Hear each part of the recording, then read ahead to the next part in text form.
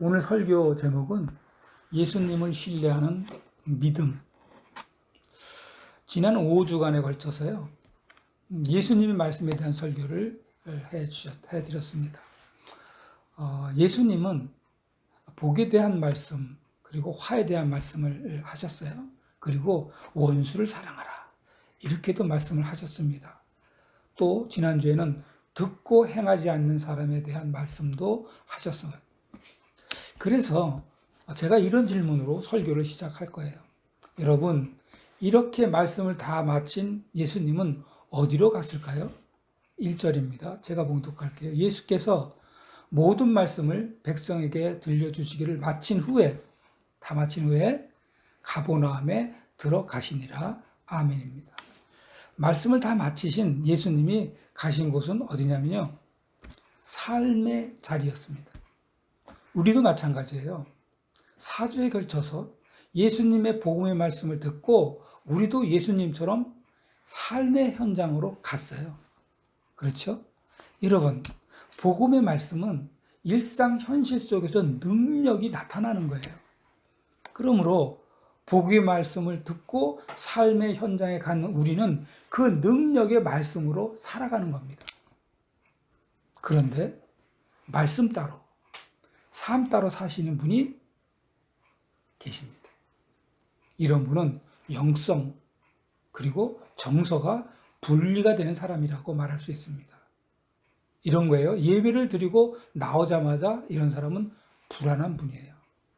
온갖 걱정으로 다시 돌아오고요, 다시 또 고민과 고뇌에 시달리는 그렇게 살아갈 수밖에 없는 그런 사람이 되는 거죠. 그러나 말씀이 나의 삶에 그대로 능력이 되도록 순종하는 사람은, 그런 사람이 있다는 거죠. 이런 사람은 하나님의 평강이 마음을 안정시켜 주세요. 그리고 영성이 더욱더 깊어지는 것을 느끼는 분이세요. 예수님도 말씀을 전하시고 어떻게 했다고요? 가버나움에 가셔서 말씀대로 기적이 일어났고 말씀대로 역사가 일어났어요. 예수님도 그냥 말만 하고 삶의 현장으로 안 갔다면 우린 예수님을 어떻게 알겠어요? 가버나움에 가셔서 예수님이 말씀대로 어떻게 하시냐면 백부장의 종도 고치시고 과부의 아들도, 죽은 아들이에요, 과부의 죽은 아들도 살리셨어요. 예수님이 말만 전하시고 아무런 말씀의 능력이 없다면 여러분, 무슨 소용이 있겠습니까? 여러분, 예배 시간에 은혜로웠던 말씀이 가정으로 돌아가면 싹 사라져버린 적이 있으시죠? 아니면 말씀을 잘 듣고 주기도 하고 축도 마치고 딱 일어서면 새까맣게 잊어버리는 분도 계시죠? 그렇다면 오늘 꼭 기억하세요. 제자들이나 많은 사람들이 예수님의 말씀을 산에서 들었지만 예수님의 기적은 가버나움에서 경험하지 않았습니까? 다시 말해서 예수님이 삶의 현장에서 그 기적을 다 일으켜 세우셨던 것입니다. 예수님은 말씀대로 능력을 일으키고 말씀이 그대로 삶에서 역사하셨기 때문에 우리도 예수님 말씀을 믿고 삶으로 살아가야 합니다. 이렇게 말씀이 삶에서 역사하기 시작하면, 움직이기 시작하면 다투던 가정, 막혔던 관계, 정말 눈물 많던 이 마음도 서서히 바뀌어지기 시작한다는 거죠. 정말 걱정, 고뇌 다 사라지고요, 예수님의 복음의 말씀으로 새 힘을 얻고 환경에 매몰되지 않고 오히려 더 힘차게 살아갈 수 있는 여러분이 되시길 바랍니다. 자, 예수님이 가버나움에 도착했을 때 로마 군인은 백부장의 일이 일어납니다. 2절입니다. 그 2절을 우리 서진이 어린이가 봉독해 주겠습니다. 2절입니다. 어떤 백부장의 사랑하는 종이 병들어 죽게 되었더니. 아멘. 아멘이에요. 어떤 백부장이 있었어요. 여러분, 이 백부장이 뭐냐면, 백부장이 어느 회사의 백부장 아니에요. 백부장이 아니고 그 당시에 그 당시에 로마 시대에 로마의 100명 정도를 거느리는 사람을 백부장이라고 했는데, 이 백부장이 무슨 일을 하냐면 100명을 거느리고 그 지역을 치안을 담당하는 사람을 백부장이라고 그랬어요. 그런데 로마 군인인, 그것도 백부장이나 되는 최전방 군인이 여러분 자신의 종을 사랑한다? 그 당시에 종은요 그냥 소유물이에요. 그냥 물건이지 사람이 아니었어요. 그런데 백부장이 자신의 종을 사랑한다. 이런 군인, 아니 이런 사람은 거의 없습니다. 지금도 없을 거예요. 그러나 이 백부장은 종을 사랑했다고 했어요. 백부장은 자신의 종을 사랑했기 때문에 귀하게 여긴 거예요. 거꾸로 귀하게 여기기 때문에 자신의 종을 사랑한 거예요. 여러분, 이렇게 사람을 귀하게 여기는 마음은 여러분 하나님이 가장 좋아하는 마음이에요. 더욱이 약한 자를 붙드는 마음. 이미 하나님의 마음과 닿은 그런 사람이 된 거예요. 그 사람은. 그런 사람은 여러분 잘 들어보세요. 영성이 아주 깊은 사람이고요. 하나님과 늘 교제가 많은 사람이에요. 그러니까 여러분 사람을 귀하게 여기는 마음이 생기면요, 나 지금 하나님과 교제한다고 생각해도 딱 맞는 얘기예요. 그러므로 사랑하는 우리 가족 성도 여러분, 가정에서 서로 함부로 하지 않으시면, 함부로만 안 하면 하늘의 평화가 그 가정에 임하게 되게 돼 있어요. 그러면 얼마나 좋습니까? 얼마나 좋아요. 집에 오는 것이 기쁨이고 안심이고 힘이 되는 그런 가정이 되지 않겠습니까? 저는 우리 가정이 이렇게 서로 함부로 하지 않고 귀하게 여기는 그런 가정이 돼서 하나님을 깊이 더 사랑하는 그런 영성 깊은 가정이 되기를 간절히 바랍니다. 아멘. 여러분이 지금 친구를 만날 때 우리 친구 굉장히 중요하지. 며칠 전에 우리 진희 청년도 친구들 여러 명 같이 만났고 지금도 또 만나고 있습니다. 그리고 누구든 다 친구를 만나는데요. 자, 서로 귀하게 여긴다면 그런 귀한 시간이 또 어디 있겠어요? 다윗과 요나단 같은 아주 귀한 친구 사이가 하나님이 정말 기뻐하는 관계예요. 하나님은 그런 친구 관계를 통해서 장래에 하나님의 역사를 이루신 것을 우리는 다 알고 있어요. 그래서 여러분, 어떤 친구는요, 만나면 막 기분이 좋고 의지가 되고 그리고 스트레스가 뻥 뚫리고 다 없어지고 그런 아주 좋은 그런 친구가 있어요. 그 중에 하나가 오늘 다윗과 요나단의 그런 친구인데, 사울이 여러분 다윗이 죽이려고 할 때 하나님은 어떻게 구하셨는 줄 아세요? 친구 요나단을 사용해서 피하게 하셨잖아요. 친구라는 그런 존재예요. 하나님이 직접 사용하는 존재예요. 그뿐 아니죠. 사울의 가문이 쫄딱 다 망했잖아요. 다 죽고. 하나님은 다시 이번엔 다윗을 사용하세요. 그리고 사울의 왕의 가문 중에 유일한 건 아니지만 어떻든 요나단의 아들 무비보셋을 통해서 보호해 줍니다. 저는 여러분이 사람을 귀하게 여기는 하나님이 좋아하시는 그런 좋은 친구를 두었으면 좋겠어요. 특히 우리 손주, 그런 친구가 많았으면 좋고, 아니 많은 게 중요한 게 아니라 그런 친구를 두었으면 참 좋겠어요. 친구 사귈 때 서로 귀하게 여길 줄 아는 친구가 바로 하나님이 준비하여 주신 친구라고 믿으셔도 됩니다. 하나님이 예비하여 주신 좋은 친구를 만나는 복된 우리 손자, 우리 모든 가족 여러분 되시기를 축복합니다. 그런 백부장이 자기 종을 낫게 하려고 평소에 친분이 있고 잘 알고 지내던 유대 장로들에게 부탁을 합니다. 3절입니다. 3절을 김진희 청년이 봉독해 줍니다. 예수의 소문을 듣고 유대인의 장로 몇 사람을 예수께 보내오셔서 그 종을 구해 주시기를 청한지라. 아멘. 로마의 군인인 백부장은요, 예수님한테 직접 안 가요. 직접 안 가고 그 당시에 친분인 유대 장로들을 대신 보냅니다. 여기서 왜 자기가 직접 예수님을 찾아가서 이야기하지 않았을까 의문이 나죠. 왜 그랬을까요? 여러분, 백부장은 유대인의 문화를 잘 알고 있었던 사람입니다. 자기가 이방인이기 때문에 예수님께 나아갈 자격이 없다고 생각했기 때문입니다. 자격이 없다. 나는 그런 자격이 없다. 여러분, 이런 태도야말로 하나님이 그렇게 좋아하시는 겸손한 태도입니다. 그렇게 좋아하시는 겸손한 태도. 나는 죄인이기 때문에 하나님 앞에 설 자격이 없는 사람입니다. 이렇게 고백하는, 이렇게 겸손한 태도가 바로 하나님 앞에 서는 태도고 자세예요. 하나님 앞에서 내가 누군가를, 내가 과연 누구냐 정확히 아는 것이 바로 뭐냐면 나는 죄인이다. 겸손입니다. 겸손하지 않은 사람은요, 여러분, 절대로 하나님 없어도 사는 사람이에요. 왜요? 기도 안 해도 잘 풀리잖아요. 기도 안 해도 돈 잘 벌잖아요. 기도 안 해도 교회 나가서 뭐 좋은 자리 잘 차고 앉아서 그냥 일 잘하잖아요. 교회 가는데도 기도 안 해요. 왜요? 겸손하지 않기 때문이에요. 교만하기 때문입니다. 야고보서 4장 6절을 볼까요?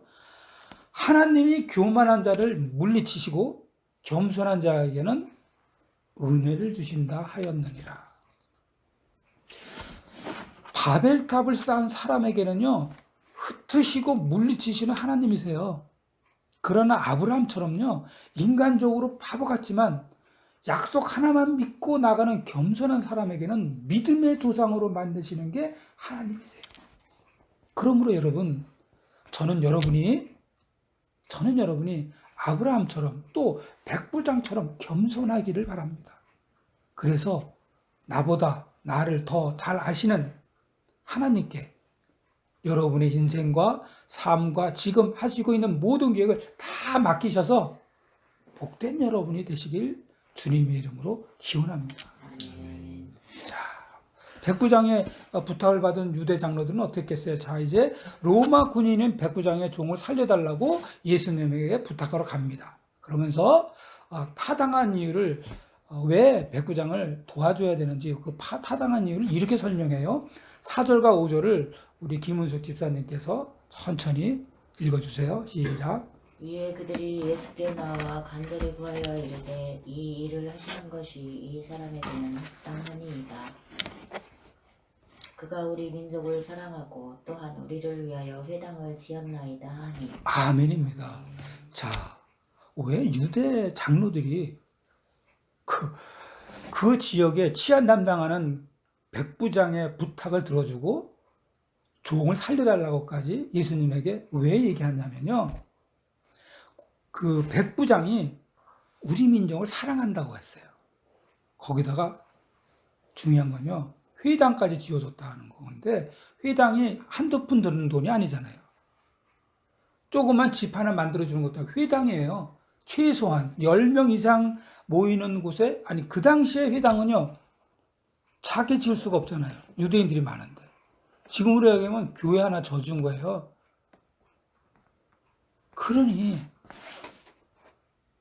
부탁을 안 들어줬겠어요? 오히려 아주 그냥 예수님한테 유대인들이 막 너무너무 잘 얘기했겠죠. 이런 백부장을 유대인들은 신뢰했어요. 예수님께 백부장의 종을 낫게 해달라고 간청할 정도였어요. 왜요? 유대인들이 신뢰했기 때문입니다.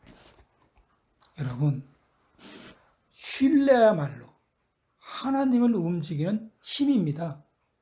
신뢰가. 더욱이 사람을 움직이는 힘도 돼요.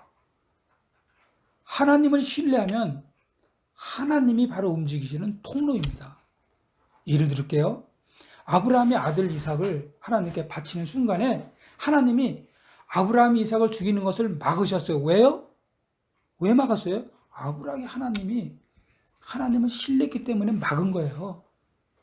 제가 달라 그랬더니 그냥 하나님 믿고 날 진짜 아들을 주네? 그러므로 하나님은 자신을 신뢰한 아브라함의 아들을 살리기 위해서 움직이십니다. 아브라함아, 그 아이한테 손대지 마라. 당장 칼을 걷어. 그리고 네 뒤에 봐봐. 양이 있지? 그걸로 대신 바쳐. 여러분, 신뢰는 이렇게 하나님도 움직이는 통로입니다. 잠언 3장 5절과 6절입니다. 너는 마음을 다하여 여호와를 신뢰하고 네 명철을 의지하지 말라. 6절이에요. 너는 범사의 그를 인정하라. 그리하면 네 길을 지도하리라. 여러분, 평소에 집에 소파 앉을 때 이 소파 나 지탱해 줄까? 막 걱정하면서 앉는 사람 봤어요? 이거 진짜 나 싹 피하는 거 아니야? 부서지는 거 아니야? 그러면서 의자 앉는 사람 없어요. 그냥 믿고 편안하게 쉴 뿐입니다. 우리가 하나님을 신뢰하면 하나님께서 우리를 받쳐주시고요. 우리를 이끌어 주시고요. 우리를 편안하게 해주십니다. 내가 나를 지탱해 보세요. 막 나를 지탱하려고 애써 보세요. 그리고 모든 것을 내가 통제해 보세요. 그러면 날마다 불안할 뿐입니다. 그러므로 여러분, 정말 내가 이 낙하산을 신뢰하는지에 대한 부분을 알 수 있는 방법은 뭐예요? 뛰어내려 봐야 돼요. 이 낙하산 못 믿으면 못 뛰어내잖아요. 낙하산을 딱 신뢰한다는 것은 나는 무조건 뛰어내린다는 거예요. 아들을 바치는 아브라함처럼 하나님을 무조건 이렇게 신뢰하라는 거죠. 아브라함처럼 여러분도 하나님을 신뢰하셔서 이 세상에서 가장 안전하신 하나님의 인도를 받으시고 지도를까지 받으시는 축복받는 여러분 되시길 바랍니다. 유대 장로들의 말을 다 들으신 예수님이 이제 정말 훌륭한 백부장이구나 이렇게 생각하시고서 백부장한테 지금 가고 있어요. 예수님이 오신다는 소식을 들은 백부장이 예수님께 아주 굉장한 말을 합니다. 6절과 7절을 우리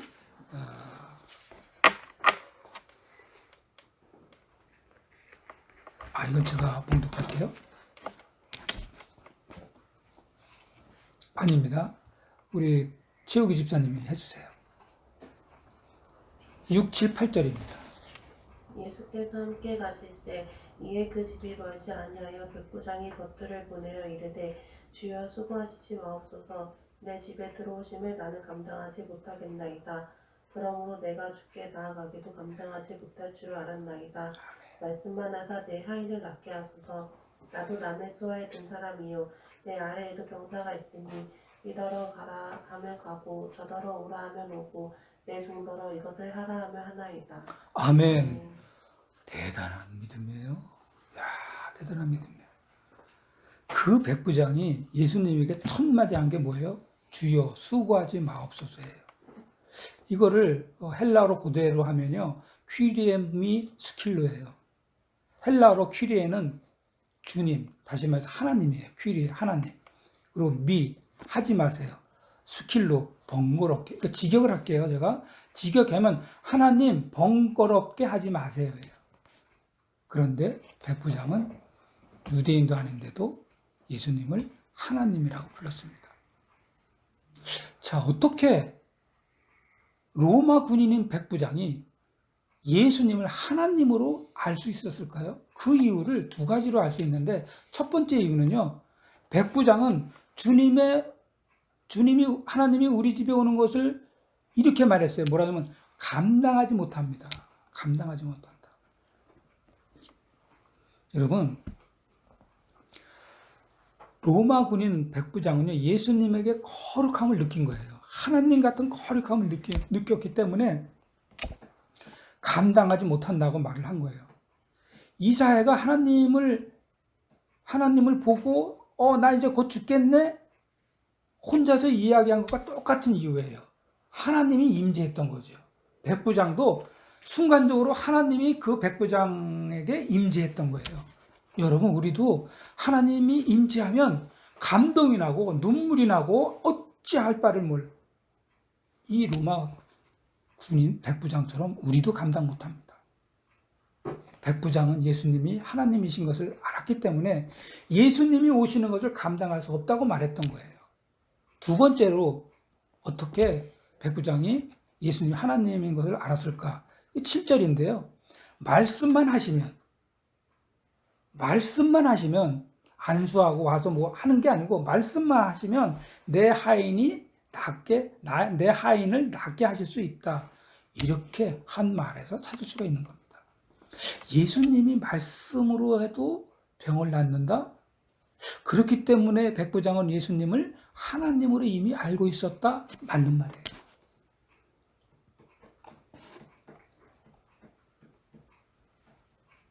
왜냐하면 예수님의 말씀이 곧 하나님이기 때문에.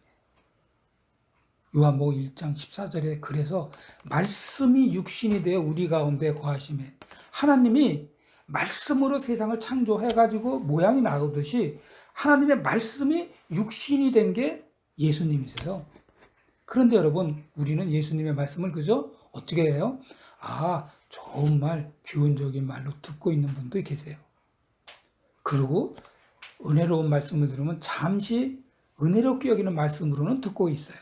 거기다가 예수님의 말씀을 죄송한 말이지만 졸면서 듣다가 예배 끝나면 곧바로 다 잃어버리고 마는 그런 분도 계세요. 그래서 예수님께서 하나님의 말씀이 얼마나 중요한지를 유대인에게 비유로 말씀해 주셨는데요. 잘 들어보세요. 자, 예수님이 이렇게 비유합니다. 부자와 나사로가 있었는데 부자는 굉장한 부자예요. 나사로는 거지예요. 한날 한시에 죽었어요. 예수님이 비유한 거예요. 한날 한시에 동시에 같이 죽었어요. 그날 나사로는 천국에 갔고 부자는 지옥에 갔다. 자, 예수님이 왜 이런 얘기를 했을까요? 예수님은 천국에서 오신 분이잖아요. 유일하게 예수님만 천국에서 다시 오신 분이에요. 그날 나사로는 천국에 갔고 부자는 지옥에 갔어요. 이때 부자가 정신 딱 차려보니까 자기는 지옥에 와 있는데 부자가 죽은 다음에 철저하게 깨달은 게 있어요. 자, 잘 들어보세요. 뭘 깨달았는지. 돈이 이 지옥에서 나를 꺼낼 수 없다는 걸 깨달은 거예요. 그 많은 재산도 나를 이 지옥에서 날 살릴 수가 없다는 것을 알았어요. 내가 그동안 정말 그 많은 농경사회니까 얼마나 많은 농부가 있었겠어요. 자기 하인이 있고 그 수많은 내 종들이 나를 지옥에서 살릴 수 없다는 것을 깨달았다는 거예요. 그래서 부자가 하나님께 이렇게 부탁합니다. 하나님, 우리 형제나 친척들이 이 지옥에 못 오게 나사로를 살려서 세상에 보내달라고 부탁을 해요. 그랬더니 하나님이 부자에게 이렇게 말합니다. 내가 선지자를 보내서 말로 다 이야기하고 있다. 누가복음 16장 19절에 31절 내용인데요. 제가 이거 읽을게요. 이르되 모세와 선지자 아들에게 듣지 아니하면 비록 죽은 자 가운데 살아나는 자가 있을지라도 고난을 받지 아니하리라 하였다 하니라. 뭔 말이냐? 이게 뭔 말이세요? 하나님의 말씀의 성경 말씀을 듣지 않는 자라면 죽은 자가 살아서 이거 꼭 성경 말씀을 믿으라고 고뇌도 듣지 않는다는 얘기예요. 그렇다면 여러분은 오늘 주시는 이 말씀을 부자가 들은 것 같이 건성으로 지금 듣고 계신가요? 아니면 나사로가 들은 것처럼 천국 간 나사로가 들은 것처럼 예수님이 천국 보낸 나사로가 들은 것처럼 하나님의 말씀을 믿음으로 졸지 않고 듣고 계신가요? 오늘 이 말씀은 거지 나사로가 믿음으로 듣고 하나님의 품 안에 안긴 그 말씀이십니다. 다른 말씀을 다 잃어도요, 백부장이 깨달은 것처럼 예수님의 말씀은 하나님이라는 사실을 꼭 잊지 마세요. 세상에 여러분 성공해야죠. 세상에서 돈 많이 받는 거, 아니 버는 거 너무너무 중요해요. 결혼 잘하는 거 너무 중요하죠. 직장생활 여러분 좋은 곳에서 연봉 많이 받으면서 사는 거 아무리 강조해도 부족함이 없을 정도로 굉장히 중요한 거예요. 그러나 여러분 부자가 깨달았던 것처럼 이 중요한 것들이 우리를 살려주지는 못합니다. 로마군인 백부장이 말씀이 곧 하나님이기 때문에 내 종을 살릴 수 있다고 믿은 것을 꼭 기억하셔요. 그래서 여러분이 살고 있는 삶의 현장에서 믿음으로 사시기를 축복합니다. 자, 마지막 절입니다. 백부장의 말을 전해들은 마지막 절이 아니죠. 9절이죠. 백부장의 말을 전해들은 예수님께서 깜짝 놀랐어요. 9절을 우리 김광희 집사님께서 한 절만 읽어주세요. 자, 예수께서 들으시고 그를 놀랍게 여겨 돌이키사 다른 무리에게 이르시되 내가 너희에게 이르노니 이스라엘 중에서도 이만한 믿음은 만나보지 못하였노라 하시더라. 아멘. 여러분, 예수님이요, 이만한 믿음을 만나보지 못했다고 칭찬한 건요, 백부장이 예수님의 말씀을 정말로 신뢰하는 믿음의 태도를 보고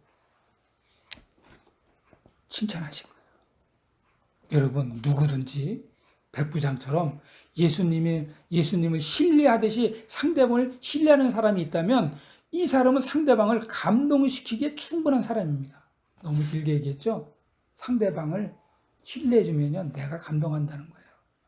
상대방이, 여러분, 저는 부모님에게 다음 요번 주 12월 6일 날 어머니 그 추모 예배인데, 저는 부모님에게 늘 이렇게 신뢰를 받고 살았어요.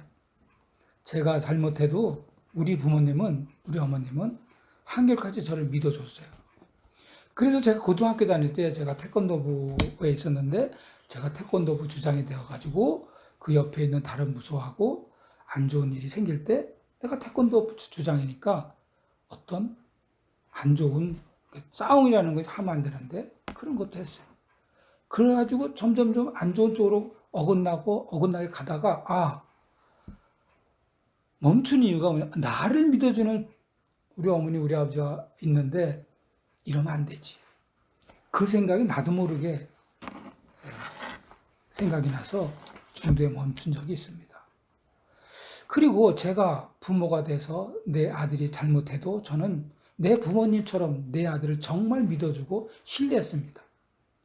정말 힘든 거예요.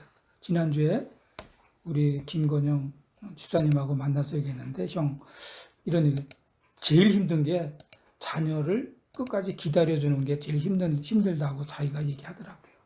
그거를 우리 부모님은 어떻게 하셨는지 참 존경스럽다, 이 말을 서로 했어요. 어느 자녀가 늘 잘하면서 살 수 있겠습니까? 여러분도 잘 들으세요. 그러나 우리 어머니, 우리 아버지처럼, 여러분의 할아버지, 할머니처럼 자녀를 진심으로 믿어주고 진심으로 신뢰해주면 절대로 어긋나지 않습니다. 그 증거가 바로 백부장의 하나님을 향한 신뢰가 아닐까, 저는 그렇게 생각합니다. 여러분, 백부장의 예수님을 향한 신뢰의 믿음을 이걸 꼭 배우세요. 신뢰. 이것은 여러분과 제가 모든 관계에서 성공할 수 있는 원리입니다. 그러므로 여러분이 먼저 자녀를 신뢰하고 믿어주세요. 여러분이 먼저 부모님을 신뢰하고 믿으세요. 그뿐이겠어요? 여러분이 지금 당장 어렵게 하는 사람이 있다면 그 사람도 믿어주세요. 왜? 그렇게 하는, 내가 왜 굳이 그렇게 해야 돼? 왜 그렇게 해야 하는지 그 이유가 우리 믿음의 사람에게는 너무 많잖아요. 왜요? 그 이유가 뭐예요? 바로 예수 그리스도께서 여러분을 신뢰하고 믿어주고 지금까지 계시잖아요. 만약에 여러분을 믿어주고 신뢰해주지 않는다면, 그렇게 예수님이 그렇지 않는다면 여러분과 저에게 매일 은혜를 받고 살 수 있겠습니까? 예수님께서는 끝까지 우리를 기다리고 계시고 신뢰해주고 믿어주시고 언제는 꼭 올 거라는 그 믿음으로 우리를 기다리고 계십니다. 오늘 그래서 백부장을 말씀하시는 이유도 바로 백부장과 같은 신뢰를 배우라고 말씀하시는 거예요. 그러므로 여러분, 백부장처럼 예수님을 믿고 신뢰하셔서 참 평안과 평강을 누려 사시는 여러분이 되시길 바랍니다. 이제 마지막으로 예수님의 말씀이 백부장의 신뢰한 그 믿음대로 이루어지는 것을 우리에게 알려주시고 계세요. 10절입니다. 우리 김서진 어린이가 청량한 목소리로 봉독해 주시기 바랍니다. 돈이 없던 사람들이 집으로 돌아가 손에 종이 나아있더라. 이미 나아있더라. 아멘. 이미 나았대요. 이미 나았대요. 이걸 뭐라 그러는 줄 알아요? 백부장이 보낸 사람보다 예수님의 말씀이 먼저 가셨다. 이렇게 해석할 수 있어요. 세상에. 백부장이 보낸 사람이 집에 도착하기도 전에 저건 이미 나았기 때문이에요.